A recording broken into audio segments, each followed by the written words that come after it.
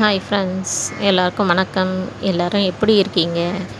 இங்கே பாருங்கள், இந்த செடி பேர் தான் கொடிக்கள்ளி. எங்கள் ஊரில் இதை அப்படி தான் நாங்கள் சொல்லுவோம். நிறைய பேர் இதை கொம்புக்கள்ளின்னு கூட சொல்லுவாங்க. இது பார்த்திங்கன்னா அப்படியே கொடி கொடியாக போயிருக்கும். இலையே பெருசாக இருக்காது, வெறும் குச்சி குச்சியாக தான் இருக்கும். இங்கிலீஷில் இதுக்கு பேர் பென்சில் கேக்டஸ்னால் சொல்லுவாங்க. இது நிறைய மருத்துவ குணம் இருக்குது. கேன்சருக்கெலாம் யூஸ் ஆகுதுன்னு சொல்கிறாங்க. ஆனால் இந்த பால் கண்ணில் பட்டுச்சுன்னா கண்ணு தெரியாதுன்னு சொல்கிறாங்க. பாருங்களேன், ஆனால் பார்க்க அவ்வளோ அழகாக இருக்கும். சரி, வாங்க விடுகதைக்குள்ளே போகலாம். உரசினால் உயிரை மாய்த்து கொள்வான், அவன் யார்? தெரிஞ்சவங்க கமெண்ட் பாக்ஸில் கமெண்ட் பண்ணுங்கள்.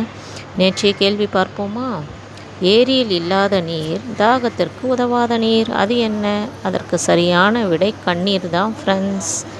யாருக்கெல்லாம் இந்த வீடியோ பிடிச்சிருக்கு லைக் பண்ணுங்கள், ஷேர் பண்ணுங்கள் ஃப்ரெண்ட்ஸ். நன்றி.